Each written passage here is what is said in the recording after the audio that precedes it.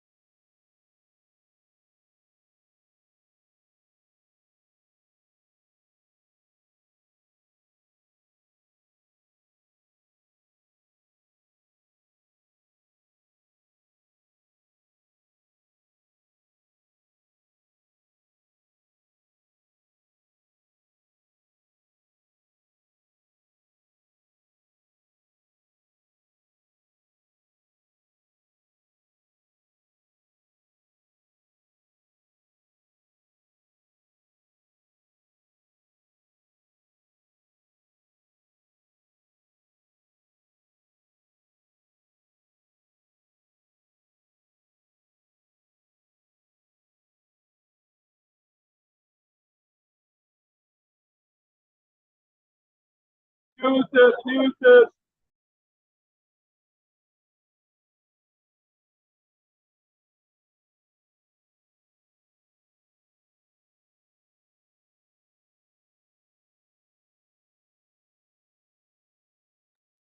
So good evening once again. It's great to be here, and I'm quite happy to see people I know joining and streaming online as well. So today's discussion promises to be very interesting, and we have a very interesting personality as well who'll be doing justice to the topic we have slated for today. My name is RD Yunisbe Konate, and as I said, we have an interesting personality from the Korle Bu Teaching Hospital who'll be joining us shortly. But before then, we all know we are in the month of rain, and this is the month of July, and we are happy to celebrate the National Nutrition Month with the Ghana Academy of Nutrition and Dietetics. For easy conversation, you can call us GAND. This year, we are shining a spotlight on our kidneys, the unsung hero of our bodies. With this vital role in filtering waste products from our blood, the kidneys deserve our utmost care and attention. Under the theme, the role of diet in preventing chronic kidney disease, making every bite count, the National Nutrition Month is a timely reminder of the power of our food choices in safeguarding our kidney health. Throughout this month, we will share tips and resources about our kidney health, and stay tuned for exciting content. We will, in this regard, just wait for some few more minutes. The other dignitaries we want to join today's discussion, and they're also going to make input at the end of today. So just a few more minutes. But in the meantime, if you have any experience with kidney health, you know someone and you want to share the experience, please feel free to use the chat box. And once we start with our guest, please be reminded that you need to mute your mics so that it doesn't interfere with the discussion that will be going on. If you have questions, please, you would have to hold on. At the end of his presentation, he will gladly open up for questions and would address them. So in the meantime, please, as I said, feel free to put your request in the chat box, and I will be with you shortly. Thank you.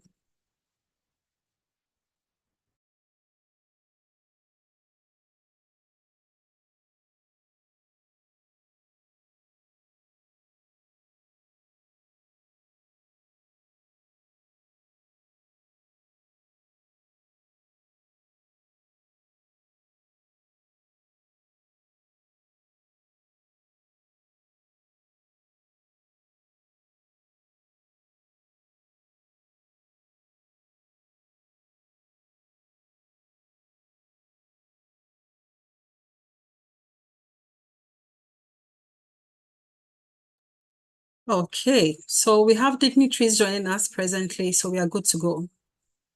So for the sake of our discussion today, I think we are all very familiar with the fact that we have spotted a number of dialysis units around Accra and also even private ones, or even Tema as well.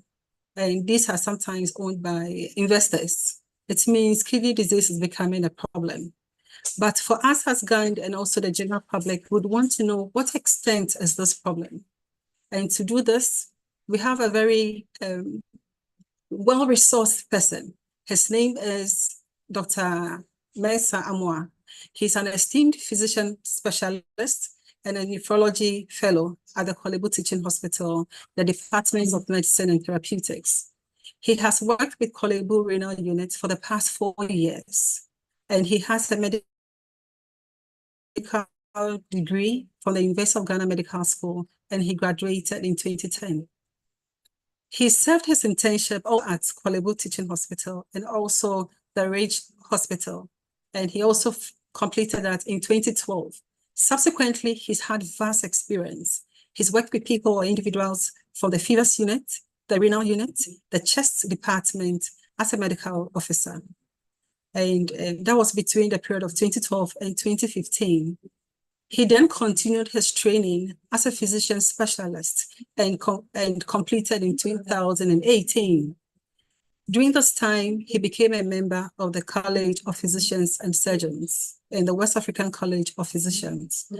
Ladies and gentlemen, I'm sure you are with me on this, that we have a very competent person to help us understand the state of chronic kidney disease in Ghana. So the state of chronic kidney disease, the situation in Ghana.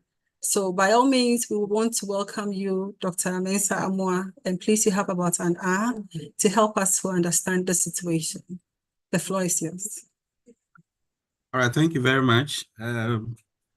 Please, can you hear me? Yes, please. Okay, all right. I want to thank the leadership of the Ghana Academy of Nutrition and Dietetics for this opportunity. Anytime you have to talk about kidney, it's a very special time, and more so at this particular time that we have a lot of chronic kidney disease in our environment. So I'm happy to be here, and I'm happy to share a few thoughts with us. And at the end, we have to also take up any questions and anything that is burdening about kidney disease. We have a lot of noise about it. So I'll be happy to interact with you through it all. So our discussion today is on the state of chronic kidney disease in Ghana. So we'll start a bit of introduction about what the kidney is. We all know it's part of the human body, but two being organs, which are located usually at the back of the abdomen. Let me use my pointer here. Okay, the back of the abdomen. So there are generally two of them. A few people may have they be born with just one kidney. The majority of people have two kidneys, and it's connected by what we call the ureters. And the ureters come down to the bladder. The kidneys produce the urine, goes through the ureters. When the bladder is full, don't get a sensation to pee. And they play a very key role in the body. The kidney has functional units. So when you divide the kidney or you cut through the kidney, it has a special structure in it, which does most of the magic work functions of the kidneys. We call them nephrons. So what are the functions of the kidney? So the kidney essentially remove waste products from the body, just as any factory, after getting raw materials and working the raw material, there's some waste product that needs to be removed. The same way that the body itself is like a factory. We eat, we drink, we inhale, we take medications, we take certain things for recreational activities, and all these at the end, when it goes through the stomach, goes through the blood, there's some waste product that needs to be removed, and the kidney does the majority of this. The liver also comes in, but in this case today, the kidney does the majority of this, and it goes through the urine. We drink in water. This water also, the excess of it, and then part of it from the activities within the body is removed through the kidneys. And then certain minerals like calcium, sodium, potassium, the kidneys regulate these ones to make sure that they are in the right amount for the body to work. By so doing, once your body is controlling your water levels in the body, the amount of sodium in the body helps to control your blood pressure. So it's not surprising that when you have chronic kidney disease, almost every one of them may develop high blood pressure. And it helps to produce blood. So red blood cells, the kidney produce certain hormones that stimulate our bone marrows to produce blood. And overall, in maintaining all these helps to maintain a healthy body. As I mentioned earlier on, you eat and drink, the body takes in all the nutrients that it needs. The excess unused ones becomes waste or things that the body doesn't actually need. The kidney goes into the blood goes through the kidneys. The kidney will filter out the waste and then the excess water from the blood, and then it exits from your kidneys in the form of urine.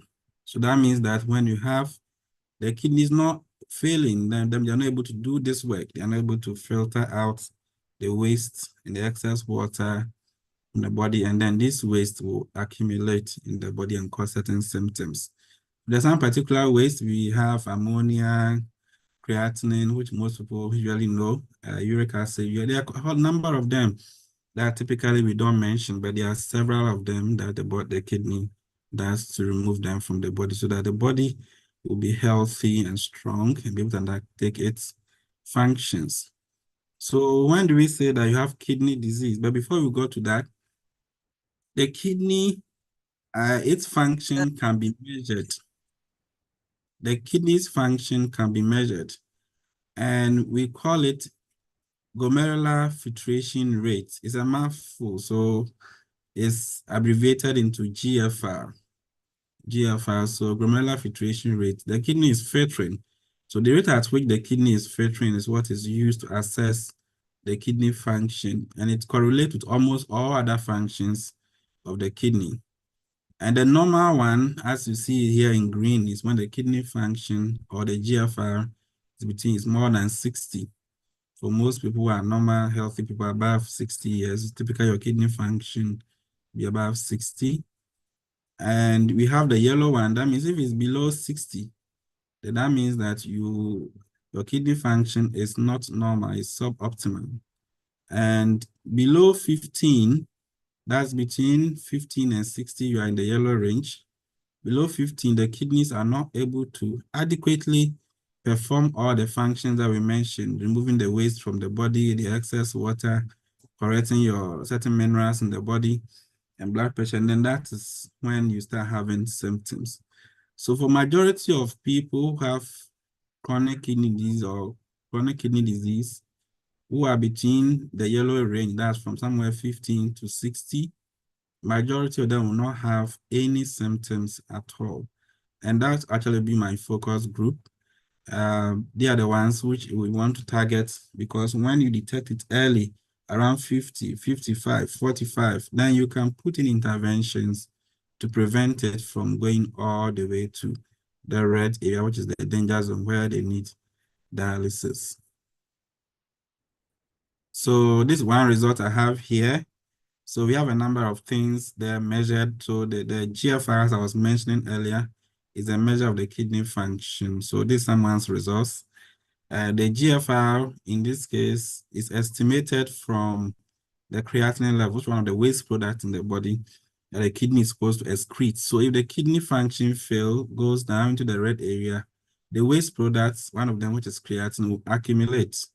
And we actually use that waste levels in the blood to estimate the kidney function. We have other waste like urea. The kidney also controls an electrolyte like potassium, what we call bicarbonate, which is a measure of how acidic or basic your blood is. And then we have the sodium. So you can see here the potassium here is high. It means that the kidneys are unable to regulate your minerals within the body. So this person whose lab is this is considered to be in the red area where he has reached kidney failure. So when we say kidney disease, what does it mean? It means that any disease process that can affect how the kidney looks like, that's the structure of the kidneys or the function of the kidneys, is considered as kidney disease. And we usually have two main types. We have what we call the acute kidney disease and then chronic kidney disease. But the talk is on chronic kidney disease, just a snapshot of what acute kidney disease is. Typically, is an abrupt, in someone who has a normal kidney function, it's an abrupt injury to the kidneys that results in kidney failure. And usually they have acute sudden reduction in their urine output. And usually it's preceded by a severe illness. The severe illness could be a severe diarrhea, severe vomiting, severe infections, even severe malaria can do that. If someone has massive blood loss from either an injury, road traffic accident, delivery, a woman goes into labor and delivers and loses a lot of blood, they can have acute kidney injury. Or someone has severe hypertension, they stop taking their blood pressure medication, BP shoots are very high, can cause that. Certain medications, both prescribed and non-prescribed, orthodox and herbal medications, all these can cause acute kidney injury. And usually you need to identify the underlying cause of it and treat it. And when you treat it, in a large majority of people, they recover from the acute kidney injury.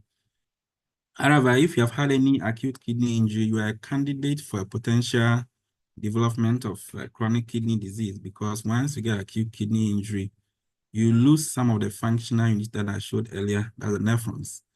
And the remaining nephrons will have to work more. In that process of working more to compensate for the loss of the other nephrons, can start the process of chronic kidney. So if you had acute kidney injury and you recovered fully, you still need to see a doctor at least every half yearly or once yearly to check and make sure everything is all right. So chronic kidney disease, which is our main talk, is a progressive loss or impairment of kidney function that typically will go beyond 3 months. So the kidney function continues to drop slowly over time.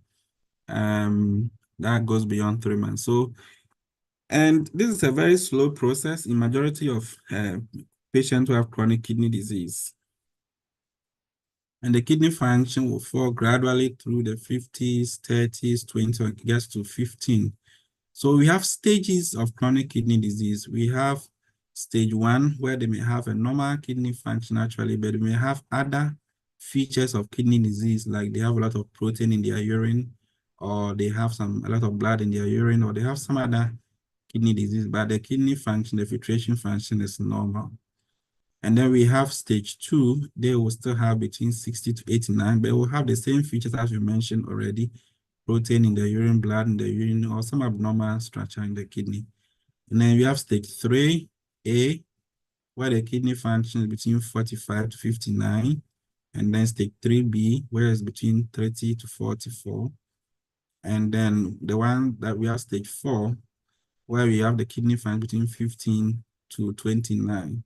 And kidney failure is when the kidney function is below 15, where the person will need dialysis or kidney transplantation. And typically, when you get to stage 5, that's a red area, that is where most of the patients may start having symptoms.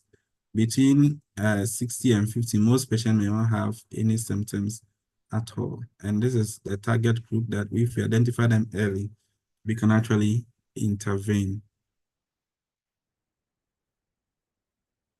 Why should we be concerned about chronic kidney disease? And worldwide, chronic kidney disease is more common than diabetes, is more common than hypertension.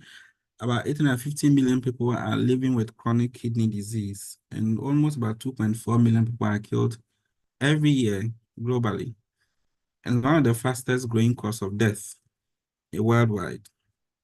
In our part of the world, we have studies have shown that about 14 to 70% of Ghanaians have chronic kidney. That means that if you take all of us who are in this meeting, about 100 people, you will get at least about 14 to 17 of them having some stage of chronic kidney disease. And they may not know about it at all because they may be in stage 2 or stage 3, where usually they don't have any symptoms. In Accra alone, we have more than 1,000 people who are on dialysis. So you can imagine the rest of the country. And even this is just a tip of the iceberg, where majority of them cannot even afford dialysis, so they're not even on dialysis. Every year, Korle Bu admits more than 400 people with end-stage kidney disease. The interesting thing about the kidney patient population that we have in Ghana, the majority of these patients are within the economically productive age group. About 70%, that's 2/3, are within the 20 to 50 years age group.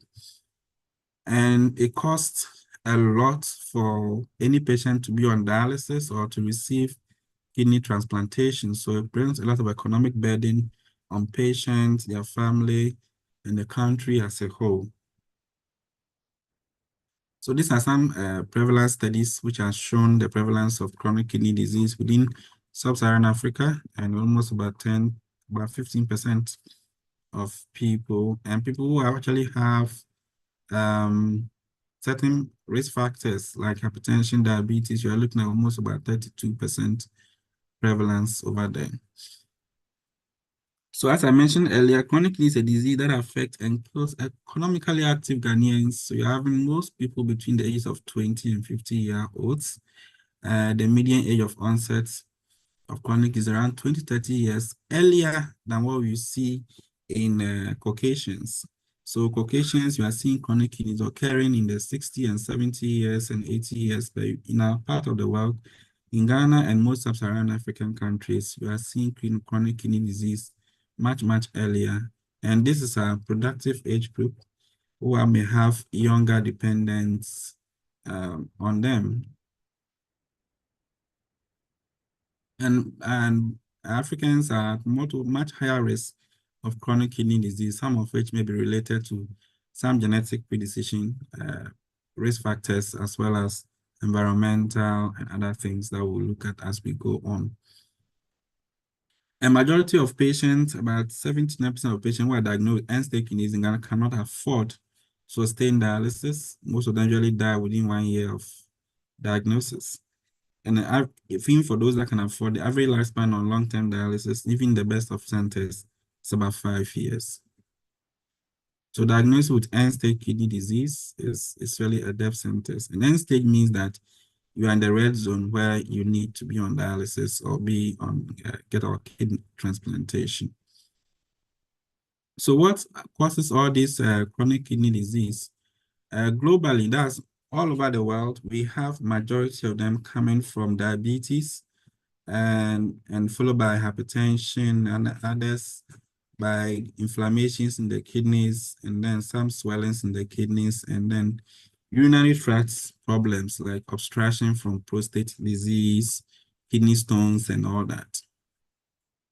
So high blood pressure is one of the commonest in our part of the world. If your blood pressure is persistently more than 140/90, when you check it, then you may be hypertensive. But what we see is that majority of our patients who have hypertension also do not have any symptoms. So they may not check, or they may not, by the time they arrive to the hospital with high blood pressure with symptoms, either they've had a stroke, or they've had a heart problem or a kidney problem. So just like chronic kidney disease in its early stages, high blood pressure also do not have symptoms. So unless you check before, you will know you have high blood pressure. A majority of our patients also do not take their medications consistently when prescribed. They may resort to alternative care, which usually do not help most of these patients. And they may come down with complications such as chronic kidney disease. And then diabetes as well, where you have high blood sugar, is also one of the leading causes of chronic kidney disease. We have inflammations in the kidney, may result from infections, some may result from immune system problems. Typically, you may see swellings on the face, and the urine may become very foamy. Sometimes you may see blood in the urine, some leg swellings, and then high blood pressure. Some may come in late and then present as end-stage kidney disease. This is one of the commonest inflammations, one of the commonest causes of inflammation, the kidney, systemic lupus erythematosus, which is really shortened as SLE. Men in the older age groups with enlarged prostate, it can block the urine flow. There will be back pressures that will go to the kidneys and then cause kidney failure. So Kidney stones as well can also block the urinary flow. Some can also settle the kidneys and cause injuries. Urethral structure, so the outlet of the urinary tracts, if there's any blockage anywhere. In females, cancers that affect the gynecological organs like the uterus, the cervix, these can also block the urine flow, and if it's not detected early, can lead to kidney failure. Drugs as well, certain painkillers, if abused consistently, and this class of painkiller, we call them NSAIDs. So ibuprofen, diclofenac, piroxicam, naproxen can also do that. And then we also have some herbal medications are toxic to the kidneys as well. We've seen several cases of herbal medication exposures resulting in acute kidney injury or chronic kidney disease. Environmental toxins, so resulting from human activities, mining, and all these unregulated mining activities, waste thrown into the environment can all result in kidney disease. We have pregnancy-related kidney disease. So some women may get pregnant, develop high blood pressure, and if it's not well managed, can also cause kidney disease. And most often we see this a lot about 2-3 years after the woman has been discharged after delivery. So if you ever have any hypertension in pregnancy or severe hypertension in pregnancy requiring emergency cesarean section, you need to follow up and see a doctor to make sure your kidneys and your blood pressures are okay. Otherwise, a few of these people, or some of these people, 2-3 years down the line, may come down with kidney failure. Some studies, recent studies in Ghana have shown a bit of different from what we see globally, where majority of our patients, instead of as compared to the global data, where we have most of our patients chronic kidney resulting from diabetes. In Ghana, hypertension seems to be the leading cause of chronic kidney disease, accounting for almost about 40% of cases. The next cause, another important cause, is diabetes and then inflammations in the kidney as well. But there's a bigger group where we actually do not know the cause of the chronic kidney disease. There are still ongoing studies to identify why. Some we've postulated possible causes as genetic related, and also environmental exposures to certain toxins that has to relate kidney disease. About 4% is coming from HIV infections, and then we have your obstructions accounting for about 1%. So we have majority of our patients, let's say about 70-80% are coming from hypertension, inflammations in the kidney, diabetes, and then this group that we don't know what caused it. And most of the median age is between about 45 years. So some studies have shown environmental pollutions are contributing to chronic kidney disease. And in our Ghanaian environment, we are experiencing a lot of exposures, heavy metals like arsenic, mercury, lead, which are from environmental pollution, from environmental activities, have been shown to cause chronic kidney disease. And we can all tell all this heavy smoking from a lot of electronic waste and burning of waste in the environment, all these can contribute to chronic kidney disease. We have heavy pollution of our roads, and all these smokes can contribute to chronic kidney disease as well. So mining activities may lead to leaking of a number of toxins into the water bodies. You have arsenic and mercury, which have been shown to cause kidney disease. So the question is, are you at risk? As long as you're an African, we live in an environment which is polluted, you are certainly at risk of chronic kidney disease. But if you also have, in addition, high blood pressure, diabetes, if you have any family history of kidney disease, if anyone, your family, mother, father, siblings, or a close relative has chronic kidney disease, you may be at risk. If you are obese, if your BMI is more than 30. If you are older, but in our part of the world, we see more in the younger age groups. So being young doesn't exempt you from the risk of developing chronic kidney disease. And we have other infections. So if you have any of these infections, that is B, C, HIV, if you abuse a lot of drugs such as brufen, diclofenac, herbal medications, or a previous history of acute kidney injury, then you have to consistently check yourself. Why is it important to check and make sure that you don't have it, and also avoid the risk factors as much as possible or manage them as much as possible? Because chronic kidney disease is currently not curable. Most often we identify what is causing the chronic kidney disease, even those that present early, and then we eliminate or control the causes, and then give certain medications to prevent them from progressing into the red area, that's stage 5. And once it progresses to stage 5, most people will be on other dialysis, or they need a kidney or require kidney transplantation. And chronic kidney disease can also cause a number of other problems, heart failure, strokes, that may lead to death or may lead to disabilities. And the more you're getting complications from these, the more medications, more cost, more dependency on family and friends, and all that. And as I mentioned, if it's not detected early, it progresses to kidney failure that requires dialysis or transplantation in order to survive. So what will I see if I have chronic kidney disease? In majority of cases, in early chronic kidney disease, so I keep showing this because from the green here all the way to the yellow here, that's kidney function from 120 to about 15, you may not have any symptoms at all. So not having symptoms does not exempt you that you do not have chronic kidney disease.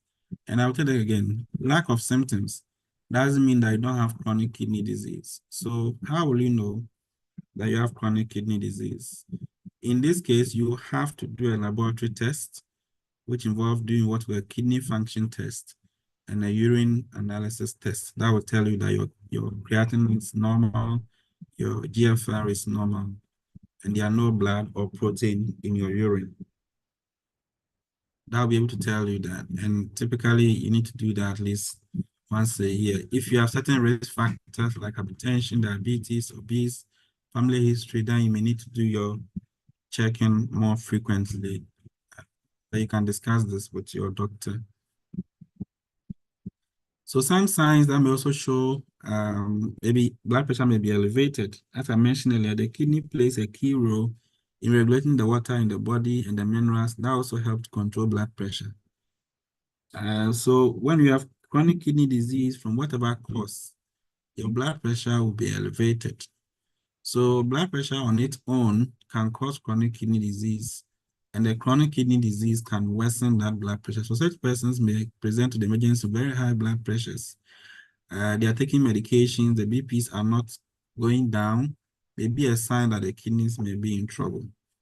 In late cases, you may have swellings on the legs, you may have swellings on the face in the morning, the urine may become very foamy, and may lead to tiredness, fatigue. So some may have frequent urination at night, and early morning, the patient's face may be swollen. And then you have swelling of the feet as well. Some may have persistent nausea and vomiting, and they may have poor appetite. They don't feel like eating. And then their blood levels may be low. So we call that anemia. So you look at both palms here. This one looks more pink, or let's say more brown or darker as compared to this one. So the one on top here, you can consider this person to be anemic or has low hemoglobin. So, and then high blood pressure, as I mentioned earlier, your blood pressures may be either very high or difficult to control with your current medications. Weakness and fatigue resulting from the anemia and the fact that the waste products are in the body, so the body doesn't feel healthy. The urine quantity may reduce over time, but typically this occurs very late. Most patients with even CKD stage, 5 may still be producing urine. So your urine, producing a lot of urine still doesn't rule out chronic kidney disease. You may be tired, you may not be able to process, you may be able to do things that you usually do very frequently. So you may be able to focus and concentrate and undertake your activities of daily living. In severe cases where so much water accumulates in the body, it goes into the lungs, and they may start having shortness of breath.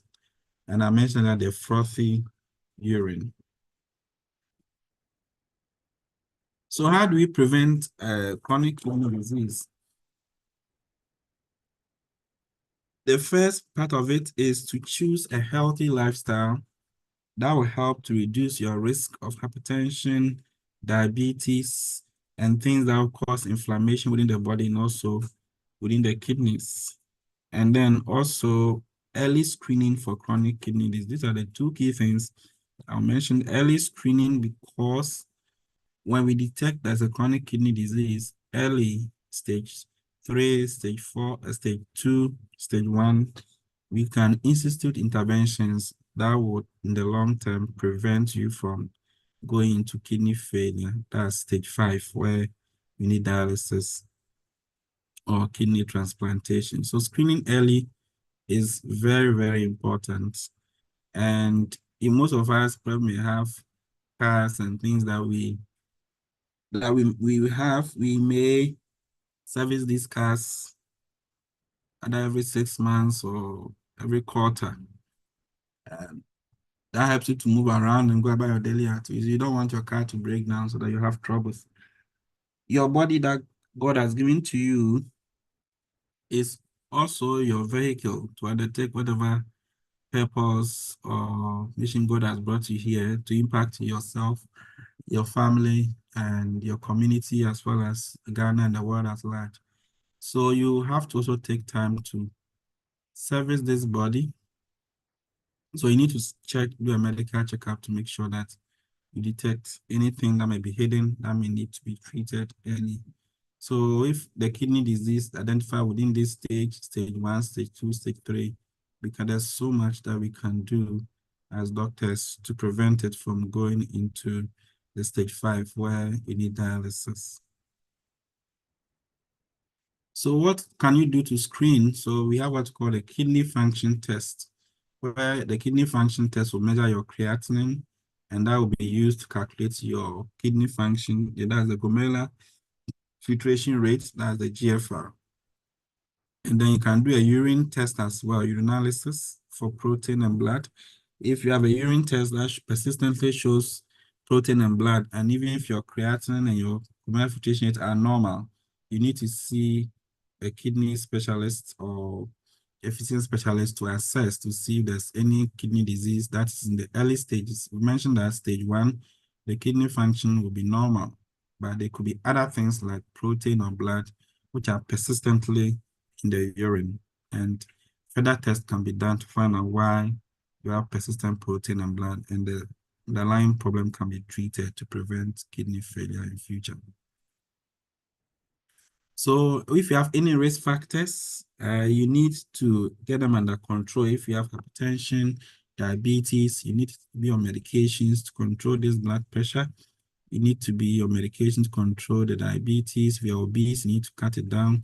If your diet is not appropriate, you need to also manage that as well, so that you do not develop any chronic kidney disease. We need to send this information to as many people as possible that we can promote kidney health for everyone within our communities and environments.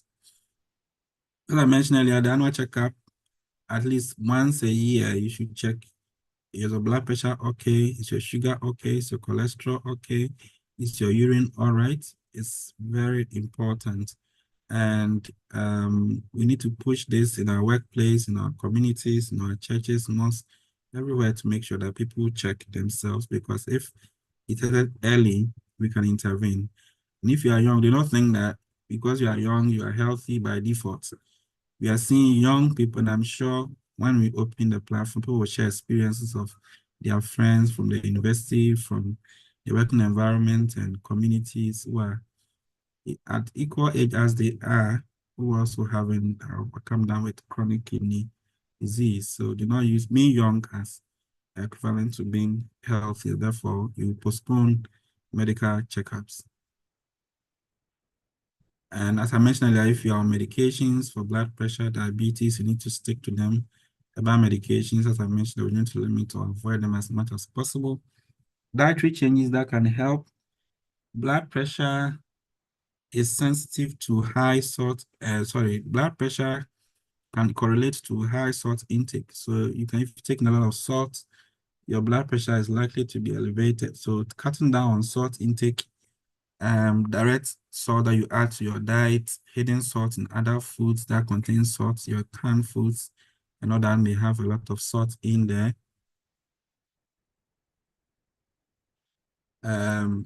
That can help to control your blood pressure or prevent high blood pressure. Cutting down on sources of sugar, not just table sugar, but drinks and other food that have been laced with a lot of sugar can also help you to prevent weight gain, excess amount of calories, and then diabetes. Taking out of high fiber food, whole grains, plenty of fruit and vegetables can help to prevent excessive weight gain and blood pressure and hypertension and diabetes.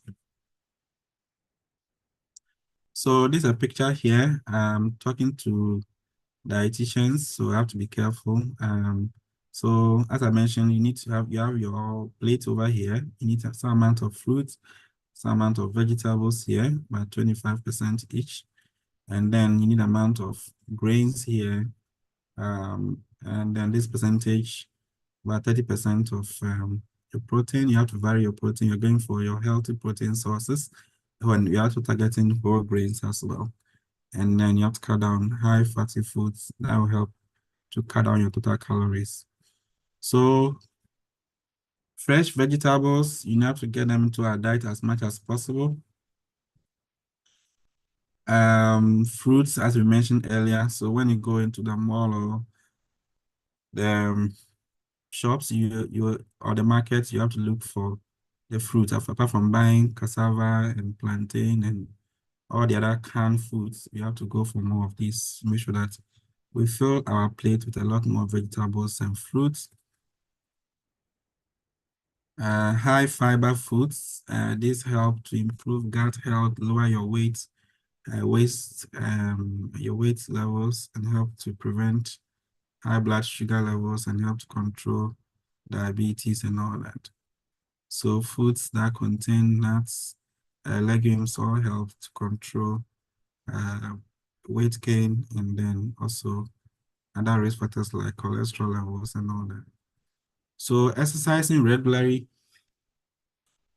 help to control blood pressure, prevent excessive weight gain. So at least about 3 to 4, 5 times a week, about 30 minutes to 50 minutes will help.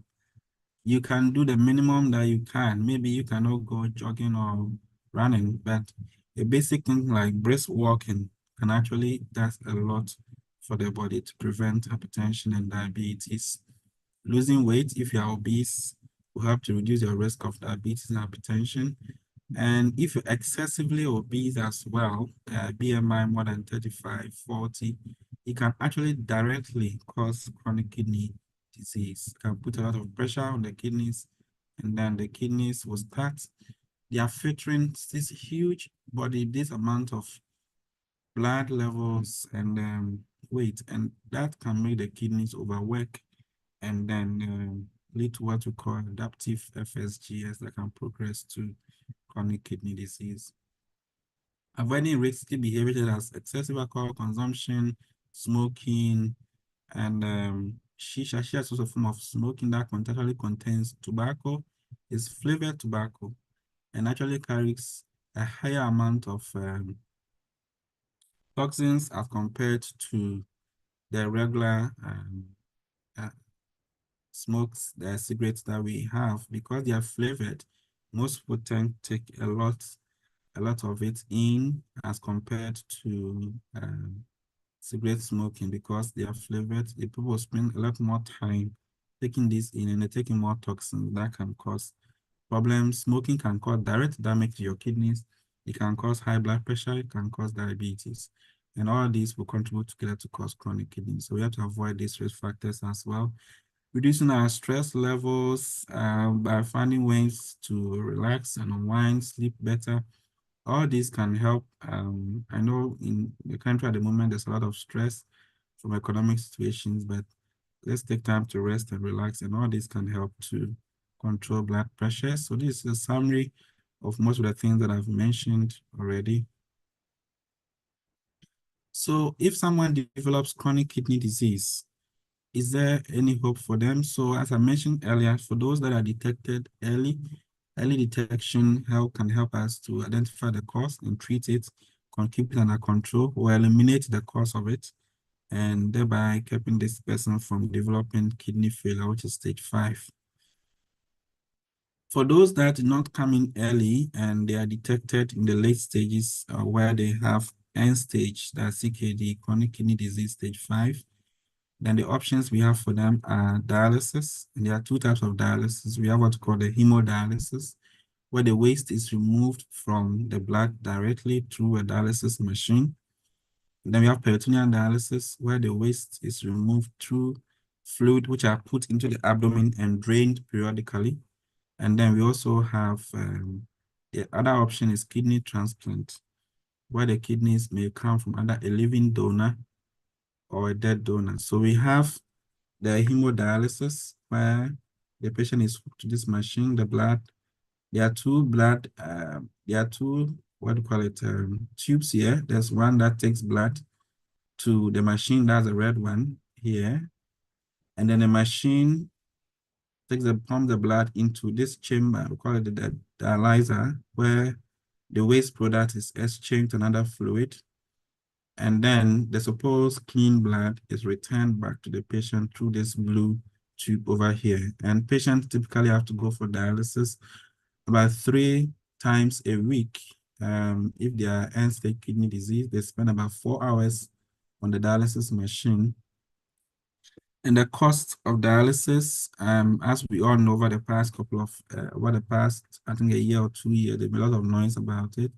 The average cost of dialysis is about 500 to 600 cedis per session. So if you are doing 3 sessions a week, you are looking at about 1,800 cedis plus, and this doesn't include medications that you may need. You need some injections to improve the blood level.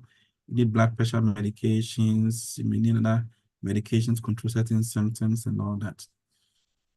This also doesn't include complications that may occur from the kidney disease itself, from the dialysis treatment itself. So patients with kidney failure on dialysis get admitted from time to time, and this also comes with extra costs. And the dialysis facilities we have in Ghana, not every region has dialysis services. Out of 9 out of about 16, currently I think about 10 out of 16. This study, which was published in 2023, did a survey of number of the regions with dialysis services. Majority is in Greater Accra region. You have about 26 dialysis centers, Ashanti region about 7. But if you look up north here, upper east, upper west, northeast, Savannah, Oti, none of them have any dialysis apart from northern region, that Tamale Teaching Hospital. Upper west currently has 1 dialysis center. I'm not sure whether it's operational. So imagine you have chronic kidney disease stage 5, and you have to travel all the way from upper east to Tamale for dialysis 3 times a week. That's unbearable, the cost of traveling, the time, and all that. So such patient definitely will not even attempt. When it's referred, is going to just die. Savannah region, nothing over here. Bono, here we have 1. And the Bono East also has 1. Western region has 1. I think this data didn't show it. So Western North has 9. That Western region has 1. Central region has 1 center. Water region has 1. Majority are constantly distributed mostly in the southern kind of particular in Greater Accra. And you will see also here that the majority of them are in majority are private dialysis centers. Government centers, just about 13 of them. And that means that the costs are much higher. There have been some intervention by government through NHIS to support patients who are on dialysis, but that's even only restricted to certain hospitals within the country. Majority of the patients actually are on private dialysis facilities. So some patients within some teaching hospitals and regional hospitals are being covered for about 6 months. I'm not sure to the extent of its implementation so far. So Ghana Kidney Association and various agencies have making advocacy for government to take out some of the costs, and this has been applauded. But obviously, a lot of patients are still not covered. The time frame for which is going to cover is a good precedent that has been set, and we hope that we'll have more interventions for patients who are battling end-stage or chronic kidney disease stage 5 who are on dialysis. So if you have any ears of any policymaker in high places, please speak into their ears so that we can have more interventions to cover everybody across the country.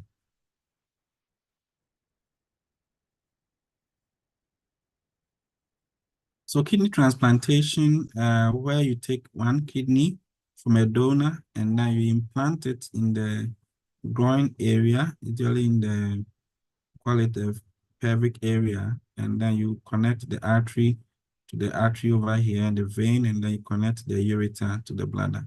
The old kidneys are usually typically left in there, and in well-selected donors, the donors should have a normal life. Some people are born with one kidney and they're able to live with it. So in Ghana, currently we have living donors. We don't have the cadaveric program where patients are declared as brain dead and they are registered donors. This is a more complex program, which we don't have the legislation to undertake. So currently in Accra, we have, let's say, 2 kidney transplant centers, so Kolebu Teaching Hospital and then UGMC, currently undertaking kidney transplantation. But the initial cost upfront is very high, about $25,000. But if you travel out of the country to say India, which is the cheapest place, you're looking at in excess of $40,000. So you do the math with the current dollar rate. Average lifespan of the new kidneys usually is about 10 to 15 years. Kidney transplantation is the best option because it improves their quality of life. They live longer. You can actually have a second kidney transplant if the first one fails after about 10 to 15 years. So, but it comes with the initial cost is high, and you need medications to be able to prevent your body from rejecting this kidney. That can also cause some complications from time to time. So the best option is actually prevent it from developing chronic kidney disease at all. And I always bring this up when I'm talking about chronic kidney disease or hypertension or diabetes.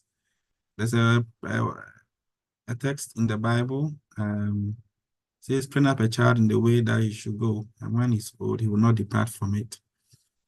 Scientifically, this has also been proven that if you train your body what you should eat and do, so that when you are old, it will not have myriad of diseases. If whatever you are putting into your body, you should ask yourself, is this going to help me or not? Whatever activity you are doing, whatever you are drinking or smoking, it may not have immediate effect, but eventually it will pile up and then cause problems. But if you exercise frequently, eat a healthy diet, it develops into what we call metabolic memory, and that eventually prevent diseases. And if they do even happen, they will not be as aggressive as otherwise. So I will end here. So before I end, I want to conclude by saying that chronic kidney disease in Ghana has increased to very high levels. Majority of our patients are coming in the young age group between 20 to 50 years. Most are also coming in at the last stage where you can't do much to save these kidneys. But chronic kidneys, if identified early, there can be treatment that can be administered to prevent progression to the last stage. And I want to encourage all of us to screen ourselves, whether you are in 20 age year group, 30, 40, 50, or 60, because you may never know. You cannot just assume. At least once a year, get a medical checkup. If your employer provides it, please take advantage of it. If your employer doesn't provide it, please spend some money to do that, as you would have done for servicing your car, service your own body as well. And if you have any chronic medical condition, have diabetes, hypertension, any viral infections, you need to get them treated and monitored properly. And then we shall avoid risky behaviors that tend to prevent chronic kidney disease. So I will end here and I'll say thank you very much. Open to any questions or contributions or any experiences someone has had with chronic kidney disease, a relative, family member, friends, or anyone. It's very interesting. And we have Dr. Amor Mensah, and he's taking us through the state of chronic kidney disease situation in Ghana. And I must admit, it's a bit worrying. At this point, I'm sure, like myself, we all have tons and tons and tons of questions for him. We would want to allow for questions from our audience. Then we'll take a bit, then a little while we interject it with questions from the chat group. But if you're not comfortable to talk, please, by all means, we'd love to hear from you. Share your experience with us as well. And also, please leave your comments also in the chat room. Thank you. Do we have any hands up? Any hands up? Okay. So once we are thinking through what questions to ask, I would want to go to the chat room. We have many responses as well. Someone said it's educate. We also have Benis Ifwa Boabeng Odum, and she has a question for you. Okay. So she has a question for you, and her question reads, is it a death sentence? Because almost the people I know that had kidney issues died. And almost because I'm asking because I'm concerned about a friend's relative who is also going through dialysis. Dr. Amor, Yes, is it a death sentence? I would say that it leads to premature death. Because majority of our patients who are on dialysis, is the cost is very high. It's prohibitive.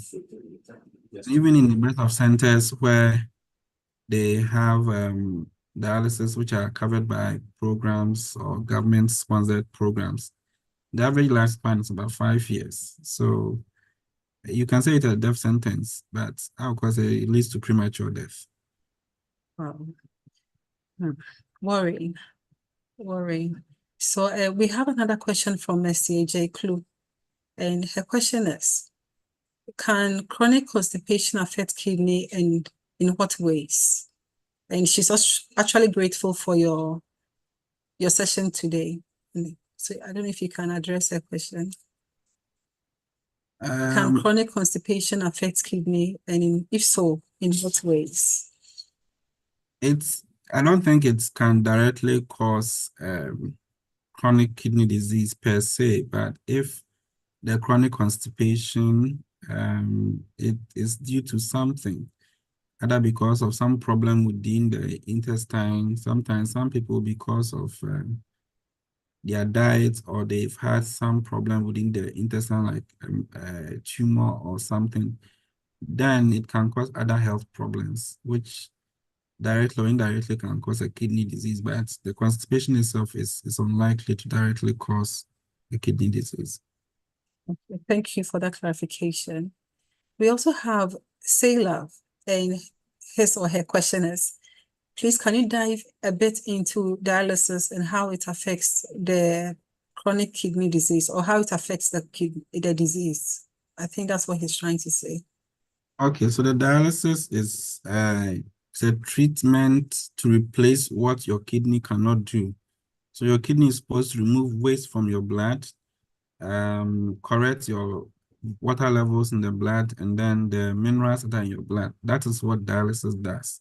The dialysis itself does not cure the chronic kidney disease. It's replacing what the kidney should have been doing. So it doesn't reverse the chronic kidney disease stage 5. It doesn't at all.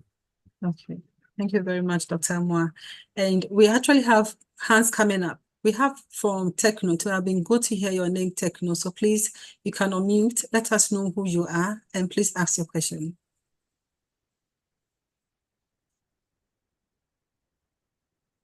Techno KJ5. Please let us know who you are. Okay, my name is Mohammed Zubeiru. Nice.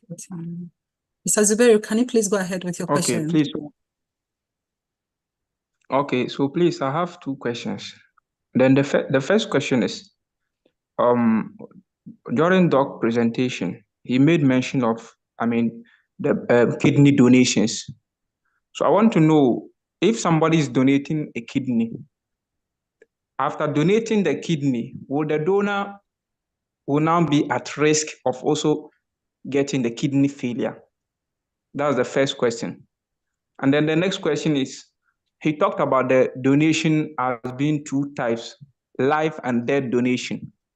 So the death donation, I don't know if somebody is dead, will the organs still function? So that's just, I want some clarity about the death donation. That's the question I have.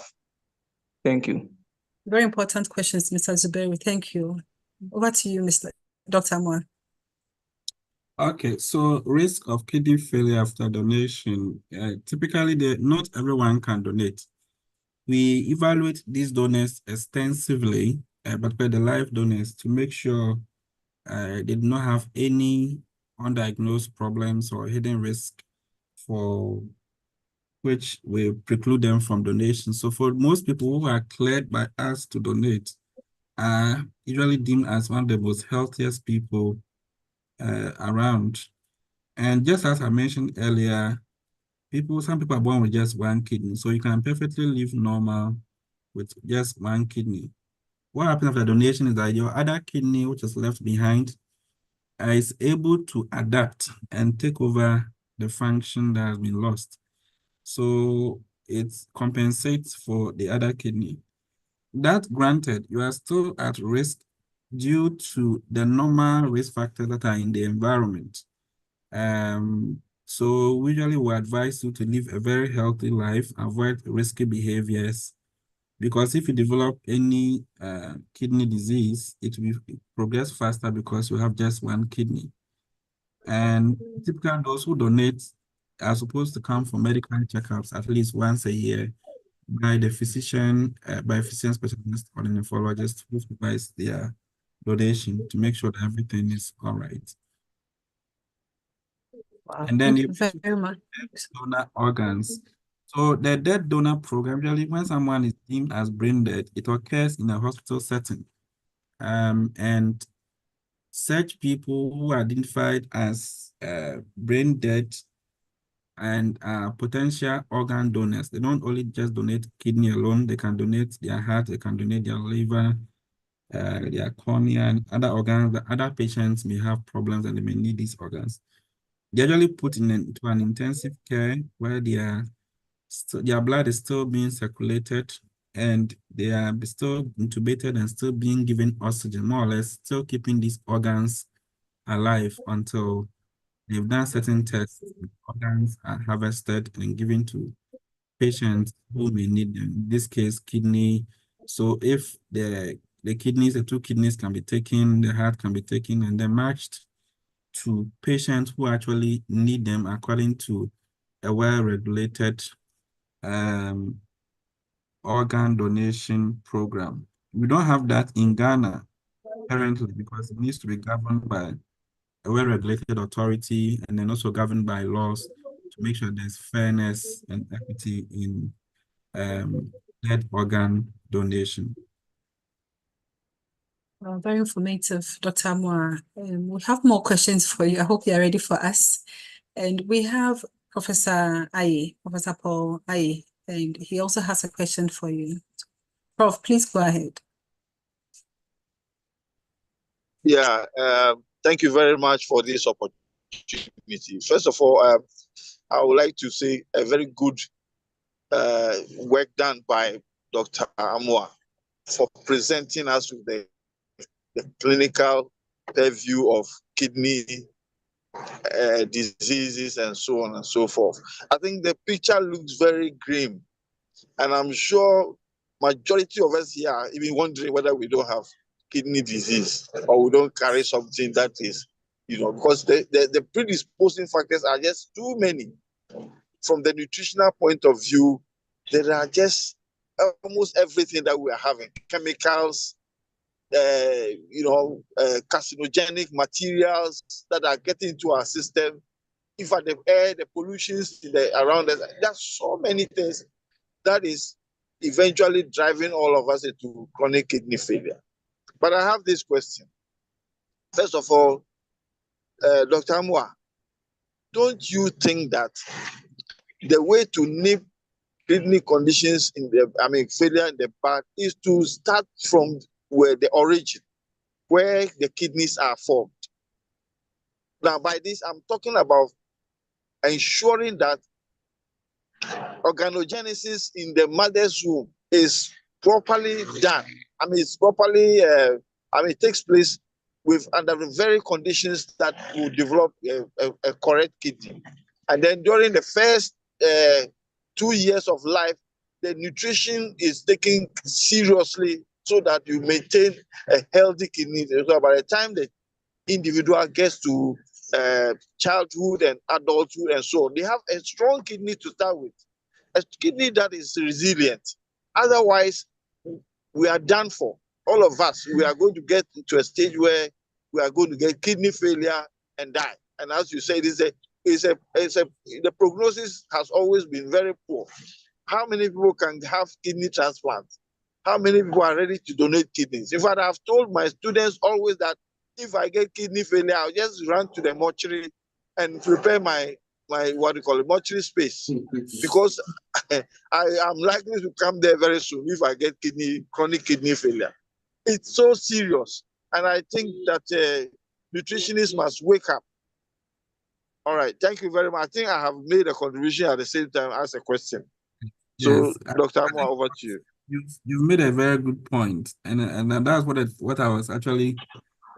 That's one of my concluding slides, that we have to take precautions even as early as possible, and right from in utero, making sure the kidneys are well formed with appropriate nutrition and medication that are given at antenatal, folic acid, to prevent abnormalities within the kidneys itself. Premature deliveries. If you are born premature, if there are measures taken to prevent premature deliveries, that will also help. If you're born premature, you may not have the required number of nephrons, that's the functional unit in the kidneys, at birth. So that means that right from the word go, you have less number of functional unit within the kidney. So that means that you are at a much higher risk as compared to someone who has the adequate number of nephrons within the kidneys. So Prof, I agree with you that we need to take measures even right from in utero, birth, young adults, and into other age groups.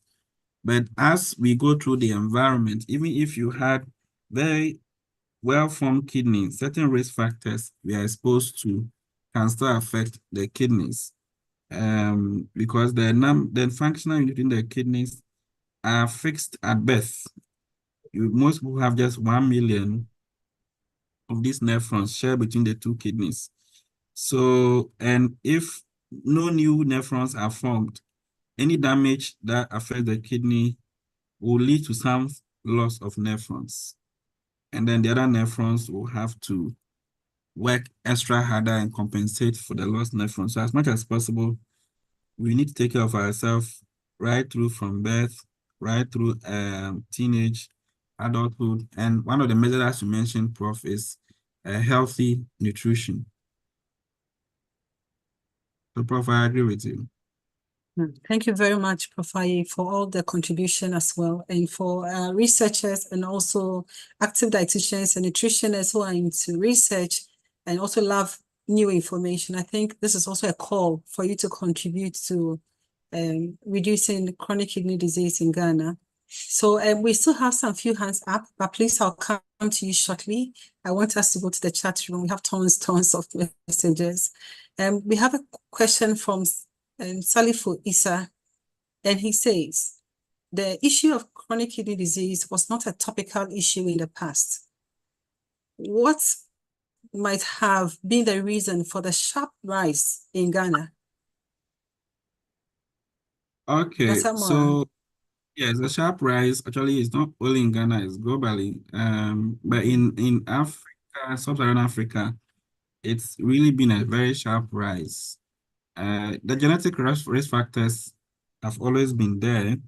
So why is it showing up now? That's a very good question. And there are several reasons. There's been a change in our lifestyle, what we eat, what we drink.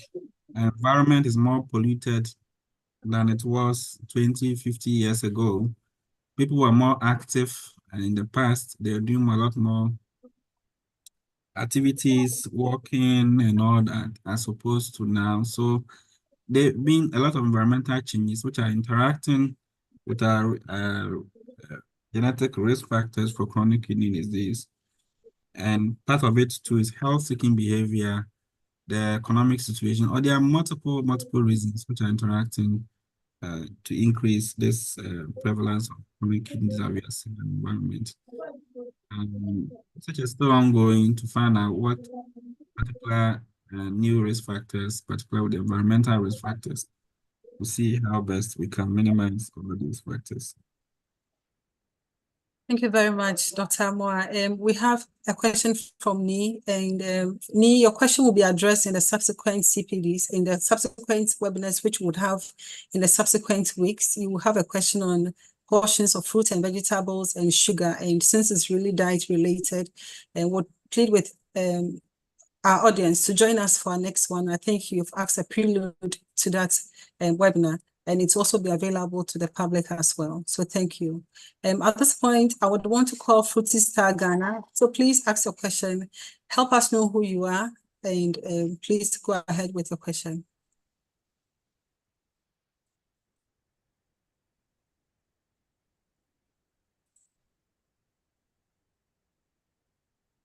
Fruity Star, okay, if Fruity Star is busy, then George Nee can actually go ahead.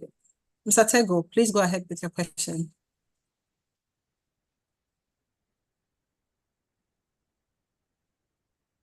Okay, whilst they yes, hello, good evening. Okay, yeah, good evening. Okay. Once again, I would like to thank you and congratulate you for this program. It's very, very interesting. I would like to ask the doctor about when he's making his submission, he's talk about cholesterol. And I want to know how serious related to kidney problem and also BP issue. That's my question.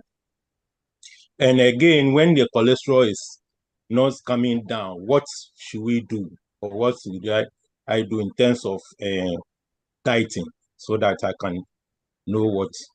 Thank you very much. Thank you very much. What do you say?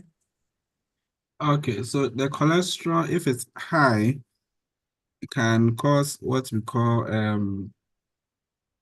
atherosclerosis. That means that there could be some blockage in the blood flow in the arteries within the body. And wherever this blood is going to, one of the organs is kidney. So the arteries supplying blood to the kidneys are not getting enough blood because the cholesterol is blocking the arteries. That can lead to chronic kidney disease, or it can accelerate already kidney disease that's already been set in motion. So high cholesterol can either cause it or it can contribute and worsen already pre-existing chronic kidney disease. And chronic kidney disease also increase the risk of getting stroke, heart attack, and then blood vessels in the legs getting blocked and getting amputation. So having high cholesterol together with chronic kidney disease will actually cause all these other complications as well.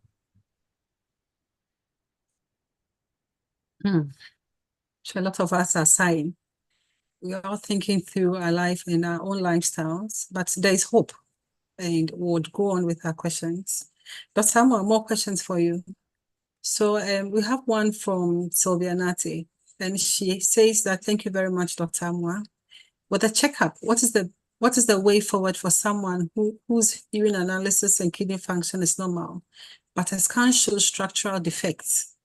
Also, is someone having one kidney more predisposed to chronic CKD or CKD? Sorry. Okay, so the normal urine test, if the person urine is normal, the scan shows some structural problem. We need to further evaluate what exactly the structural problem is. First, we need to also do a kidney function test, know the creatinine level, know the glomerular filtration level. If those things are normal, and ultrasound scan show some structural problems, so the further test like CT scan can be done to see whether this structural problem is of concern. Just monitor. Common one that we tend to see a lot, sometimes in our clinic, somebody will go and do a scan for whatever reason, and then they are told they have a simple cyst. If it's a simple cyst, usually when you do usually it will not cause any problem. An ultrasound, a urine test shows it's normal, kidney function test is normal. Such a person usually is typically discharged from the clinic, has not having any chronic kidney disease. But like I said, at least once every year, you need to check to make sure, even if your previous test a year ago says everything is normal. Thank you very much. I think you had mentioned this again, but we still want to hear this from you. Is someone having one kidney more predisposed to CKD? And not necessarily so, but when they have kidney disease, chronic kidney disease, it will progress faster. Okay, so we still have to find a way to go with the preventive then. So we have Mabel. Mabel, do you have a question for us? Mabel? Please. Okay, please go ahead. So my first question is, doctor advised that we should go for an annual health screening. So I'm asking, what age is it appropriate for a child to go for the annual health screening? That's the first one. And then the second one is, if you do a renal test and then the result says EGFR is 79 mils per minute, is this something that you need to be worried about? Thank you. Good question. Dr. Amwa.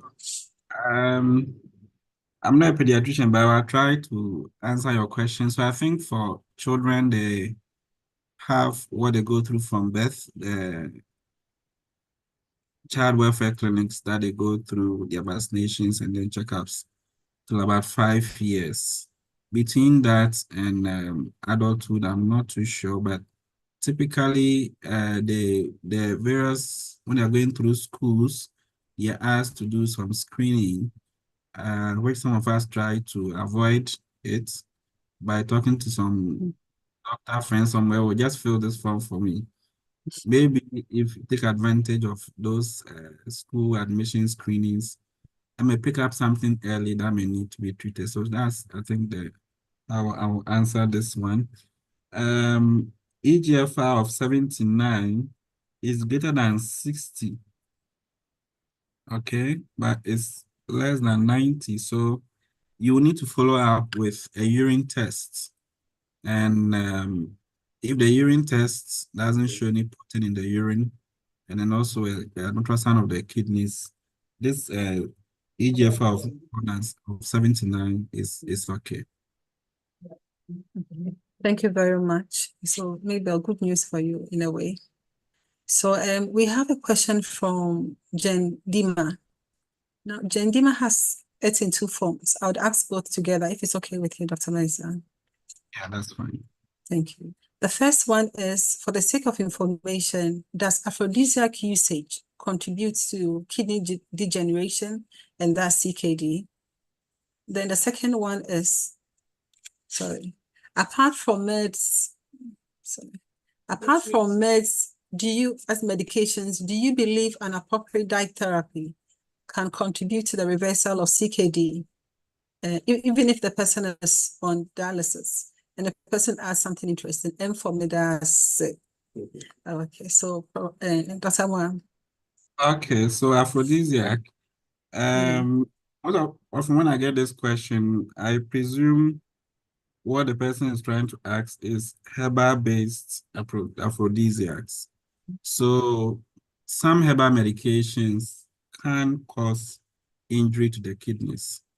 Most often it's marketed as a natural remedy, and we know plants also have chemicals in them, and most often the preparation process is unrefined. So maybe you are taking a herbal remedy, the active ingredient that in there that is helping the condition that you are using it for can cause a side effect, and one of them could be affecting the kidneys.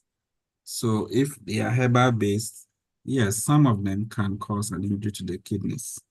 And dietherapy is a very key component in managing chronic kidney disease in all the stages from stage 1 to stage 5. And even if you don't have chronic kidney disease, dietherapy is still very important in preventing chronic kidney disease. So in stage 5, those who are on dialysis, dietherapy focus is aiming to maintain optimal nutritional status and reducing the risk of certain complications like high levels of calcium, acid levels, and maintaining optimal weight and nutritional status. So it may not reverse chronic kidney disease stage 5, but to help maintain the healthy status of such a patient who is on dialysis. Thank you very much. We have a word from Benedicta Akwuklema, and she says, good presentation, Dr. Moa.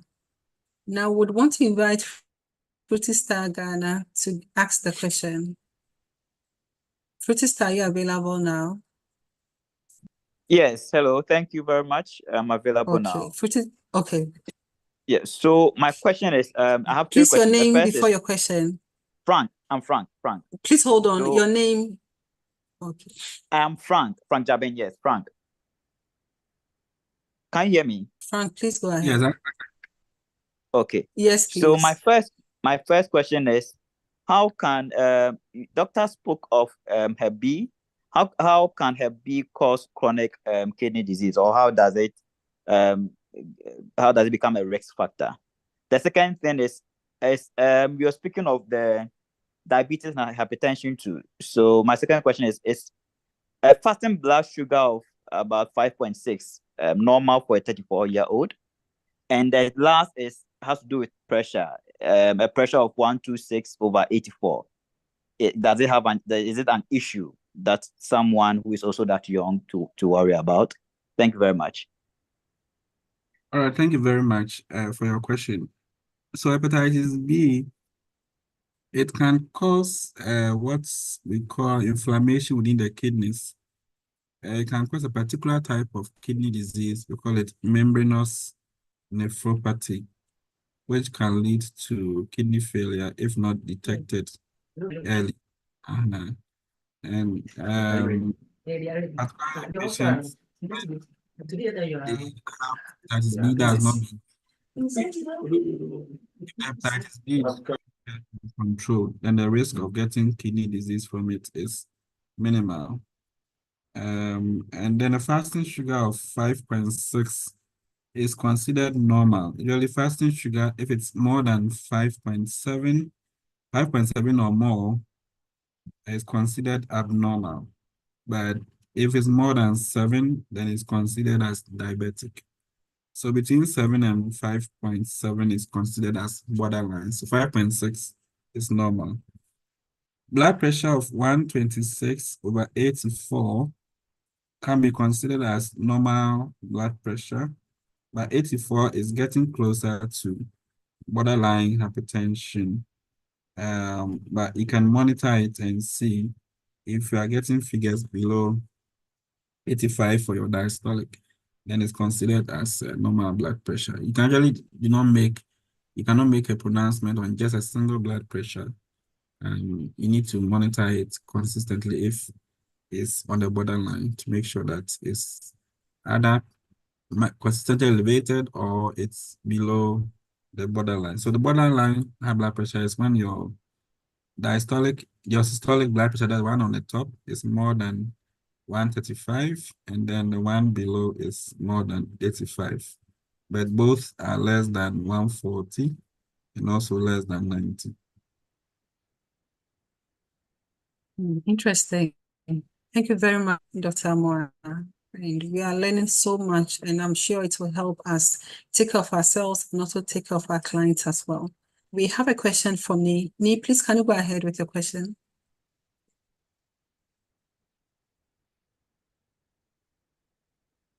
Nee?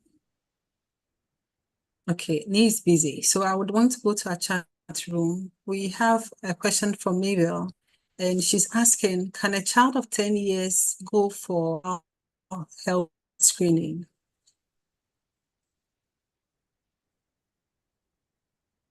I think I've answered that. Amora, You from not Mabel. any screening programs for 10-year-olds, but going through child welfare services and also taking advantage of school requirements should suffice for most children, unless there are peculiar reasons for which they need to go for screening. Okay. Thank you. And you have compliments from Maxwell Conlan, and he says, insightful presentation. We have one from ST. She says, good job, Doug. Please, are you ready for your question? Okay, Grace says, great presentation. Say, interesting. Thank you, Doug. Okay, so very educative. Thank you for your presentation. I'm looking for a question. So I'm just quickly going through. If I find a question, I'll ask. So, Colin, Maxwell, can you please go ahead with your question? All right. Thank you so much, Dr. Amwa. We've really enjoyed the presentation and we've learned a lot. Yeah, so I have a question with regards to a patient that I managed. She had COVID-19 that was diagnosed and was referred to me. So at the time she came, the eGFR was around 43, and then the creatinine was around 120, potassium was high, sodium was high. So what I did was that I put her on a diet management. So one of the things we wanted to help her to lose weight. So over a few months, she lost some amount of weight. She lost close to 10 to 15 kilos within a period of about 6 months. And then at the point, whenever she loses weight, and then she was also put on low protein, the eGFR and the other indicators, she was doing so well. So at some point, it moved from 43 to 89. And then I literally told her that, okay, at this point, she doesn't need to worry so much because her age was around 53. So she went off the diet therapy. I just said she should monitor. Then after some time, recently, after about 3 months, she came back and I realized that the eGFR has started declining again. So it moved back from the 89, it moved back to 70, and she started getting worried. So we had to start the lifestyle all again. So the question is, for somebody like that who was treated on lifestyle modification, is it most likely that this patient can go into CKD or renal failure if monitoring indicators are not constantly done? Because she got worried because once the weight started coming back and she started increasing the protein a bit, she started declining. And then the second question is the eGFR of 60. Is it age dependent? Because sometimes even if I get a younger person, let's say the person is less than 60 years and he's already hitting 60, and then you have other indicators like creatinine marginally increased, should you treat that person as a CKD, or do you just assure the person that all is well and keep an eye on? I know some doctors will say it's impaired, but at what point should we be worried depending on the age? Thank you so much. Yeah. Okay, so your patient, yes. So the dietary component I mentioned earlier, it's very key in controlling kidney disease, losing weight, restricting protein in the diet. We know that excessive intake of protein will cause your kidneys, the nephrons, to overwork. We call it hyperfiltration. And that hyperfiltration process will cause your kidney to start losing albumin in the urine. The albumin going to the kidneys will cause inflammation, and that can lead to progression of the kidney disease. So with your diet management means that the hyperfiltration was eliminated, so the kidney function got better. I'm sure the protein in the urine also got better. So, and your patient probably must have developed acute kidney injury from the COVID-19. Okay, and the dietary interventions and the other interventions help the kidney to improve up to 89. What it means is that this patient had recovered from acute kidney injury because the other nephrons within the kidney compensated. And then the additional lifestyle modification also helped to improve that. And then she went off the lifestyle modification and then started developing the GFR is coming back down. So you've done the right thing by reinstituting the lifestyle modifications, losing the weight, the dietary management and all that. So such a patient needs to be followed up. I mentioned that acute kidney injury, patients who recover from even acute kidney are still risk candidates for developing chronic kidney disease. So she needs to see a specialist for follow-up. She may develop hypertension, she may develop proteinuria, protein in the urine, may need medications to control the blood pressure and also the protein in the urine, in addition to the dietary and lifestyle modification that you've already instituted. Kidney functions around 60. So kidney functions, their age estimated kidney function for there's age as estimated kidney function. But for most people who are below 60 years, usually typical for a normal person, you don't expect the kidney function to be less than 60. So if the kidney function is less than 60, 58, 57, 55, the chances that people may dismiss it and not take it serious. But this is the point that we actually want to identify such patient, because this is a point we can intervene. And if they do it, sometimes it's 60, sometimes 55. We need to do other tests like urine tests to check for protein. We need to scan their kidneys, and we need to take more history. So such patients really don't dismiss it. You need to refer them to see a physician specialist or a kidney specialist to institute the appropriate treatment. They may not need to see the kidney specialist every 3 months or 6 months, but maybe just once a year to keep an eye on the kidneys and put in appropriate medications. And then they can go back to see their primary physician more frequently as compared to. So the early stages, yes, this is the time that we want to catch them early and then control the risk factors, if any, to prevent progression. Okay. Thank you very much, Dr. Amo. I have a question for you, and it reads, I am in a facility that runs dialysis, and the medication patients are put on are quite plenty due to the comorbidity. I want to know, does these medication have effects on the kidneys in any way? Okay, it may not have any effect on the kidneys. And as I mentioned earlier, as you have hypertension, if you don't control it and you develop a complication, more medications will be added to manage the same complications that are arising from the uncontrolled blood pressure. Assuming you have hypertension and you have chronic kidney disease, which has failed you on dialysis, you need medications for blood pressure, you need medications to help you to pee, you need medication to control your low blood levels, you need medications to treat a lot of nausea, vomiting. So as the complications arise, then the medications keep increasing.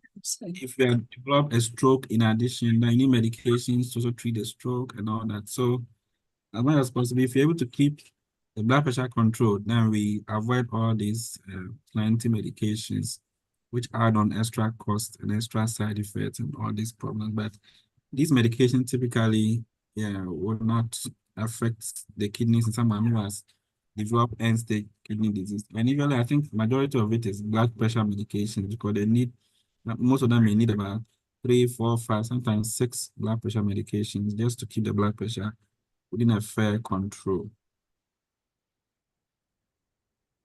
Interesting. Thank you very much. We have a question from Abdul Fattah.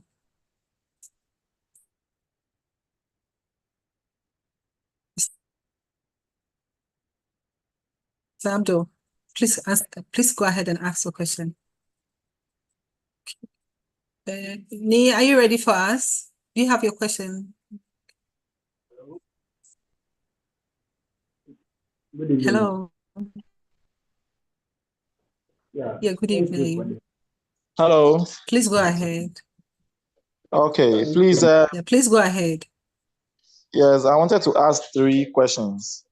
In the slides, he made mention that we should have about 5 portions of fruit and vegetables. I don't know if you can throw some more light on it, what it means.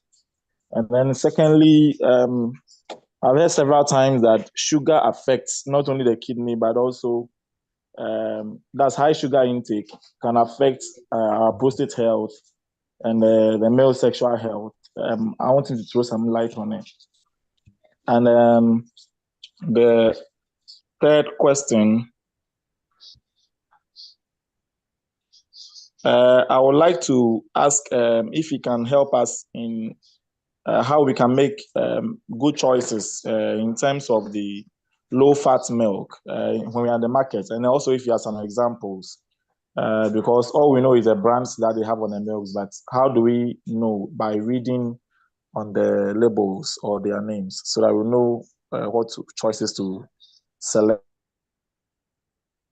Thank you very much, Ni, for that very important question. I just want to quickly add that on the 12th of on the 12th of July, we actually have another session with a registered dietitian, and she's actually going to get into the details of the key nutrients, fluid, what we can eat, how much we should eat.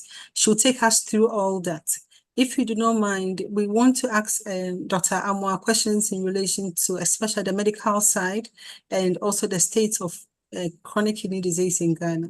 So it's not that we don't want to answer your question, but we'll just defer it to next week, if it's okay for you. Okay, thank you very much. So on that note, we are almost wrapping up.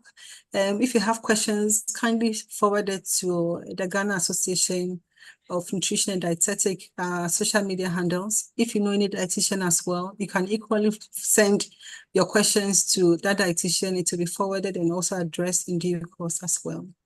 We love the fact that we've had almost, at a point in time, I think I saw about 280 people joining. We are privileged to have wonderful Ghanaians joining us today.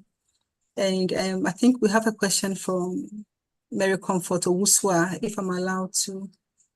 Mr. Fattah, were you ready to answer? I've been prompted that you were about asking your question.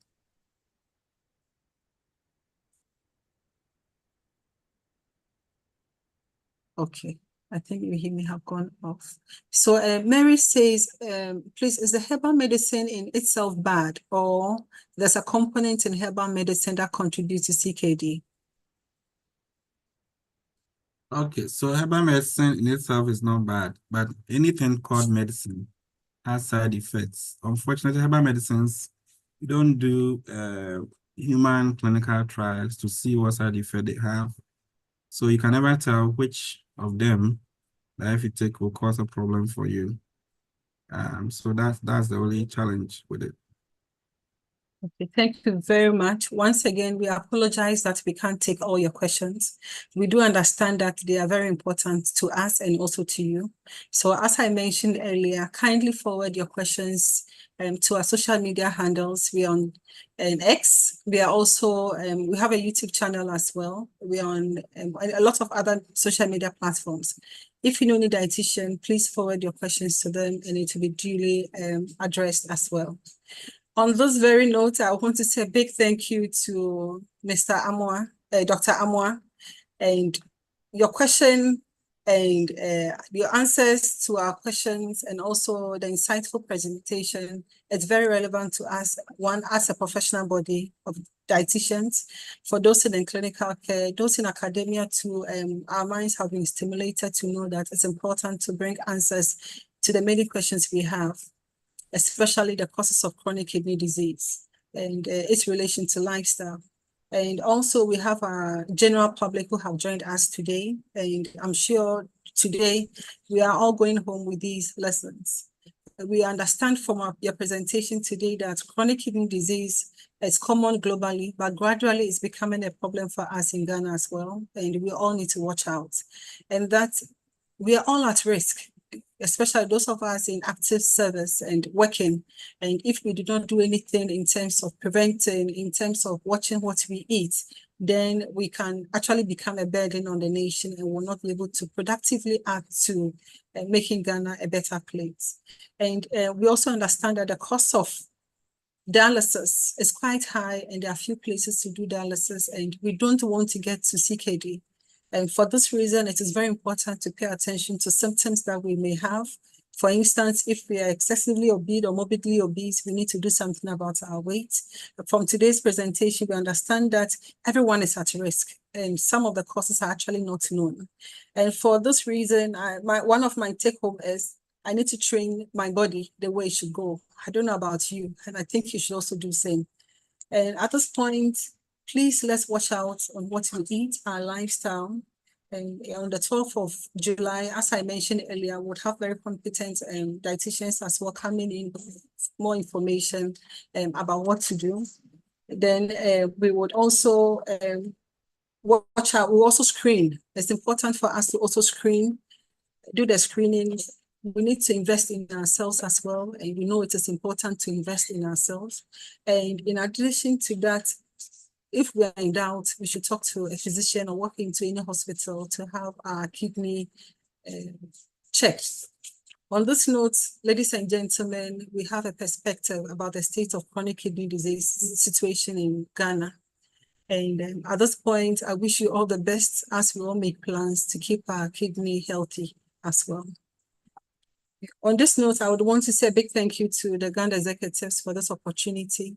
And we wish everyone all the best. So see you again on the 12th of July.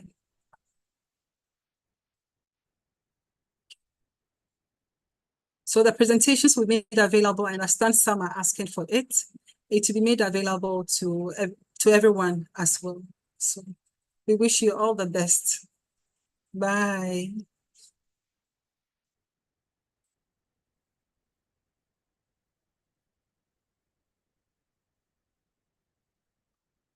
Dr. Eunice, are you cool? Learning from you, Prof. Yeah, big woman, big woman. And No, Dr. learning from you, my big people. You've always been the other way around, but I really enjoyed the Learning presentation. from you. Yeah, we learn from you. We trust and believe that all is well at the end. Yes, Thank you for the yes. opportunity. So I think a number of people are leaving their email address. So the plan is to send the slides to them, right? So I Yes, believe that yes, we can. yes. Yes. Yes. Okay, So I'm great. taking note of the emails. I think Okay. it's important we help them so that next time, if we have such a program, I think they'll be willing to join. Yes. Yes. It's been an awesome attendance. At some point, we picked at 300 participants Wow. before. Wow. 310. Oh, wow. Yeah, I didn't see 310. that. Wow. That was huge. You guys have really done well. Yeah. Thank you so much, Dr. And Eunice. well We done did to the practice. The team. committee. Yes, you Yeah, guys Maxwell, well done. Well are really done. on top of your the activities. Yeah. Thank Well you. done, well done, well done. For us to be trending, I think that's also. I wanted to mention that we should. Okay, then I'm sure the publicity team will do that. But you can suggest it to us, like. No, I saying I wanted to tell the audience to like our social media handles. Just make sure, yeah. But I think it's fine. Yeah. Maybe subsequent ones we'll just put the social media handles in the chat box. In the chat box. I think it's a great opportunity we miss. We would have gotten a bit more. Yes, exactly. Exactly. Yes. Exactly. And whilst we are at that, in the future events, let's remember to advertise ANEC, the upcoming Okay. ANEC, Yeah. and particularly for GAN members. You know, the GAN member rates are out, and I'm hoping that we can encourage our members and students to take full advantage of the rates. Okay. ANEC is an international, Africa-wide conference, so let's make it big. Okay. Yes. Yes, we should. And kudos to the team. You guys are amazing. How you do it, I don't know, but you guys are amazing. So well done. Yeah. Oh, my team is capable. We are doing a great job. Yes. So the publicity is on until the end of July. So Wow. yeah, It's amazing. You guys have done really well. yeah. I see Prof. Ayi is still on the call. I don't know if you can hear. Prof, I salute you. Oh, I think he's dropped off now. He's dropped off. Sorry. Okay. Yeah, he's one of the big guys who's always been around. I mean, he's been and there in supportive every as event. well. Yeah. So I just felt we should acknowledge his contribution. Yes. He's really supportive too, and that's a really good thing. In almost all our programs, I think he's always on. Yes. All right. See you guys. Okay. So all the best. In the next event. Yeah. And well done, Maxwell and team. Maxwell, yeah, well done. And congratulations, Dr. Eunice. Hey, Lord have mercy. I'm not a doctor. My senior HOD. No. I'm Hi, now Franklin. the chief HOD. Ha, mercy. Franklin has it. Franklin. Your hand is up. You want to say something? What is that? Yeah, Franklin. He's part of the team. Yeah. Okay. He's Yeah, well helping us done. with great job. Yeah. Wow, that's awesome. That's awesome. I very God much bless. appreciate the live YouTube stream. Yeah. Which is Yeah, I good. think we'll even share the link. It means people can watch later. Hello. Exactly. Hello. Yeah, Franklin. Yeah, hi, Franklin. Yes. I think you need to give me admin access to disconnect the YouTube because I'm still hearing the discussion on YouTube right now. You're kidding me. Oh, mine. Okay, guys, bye. Yeah, so kindly give me access so that I can disconnect. Yeah. You are a co-host now. Is it possible to disconnect? I need a full host. Full host, okay. Then we have to undo our you're a host now. Okay,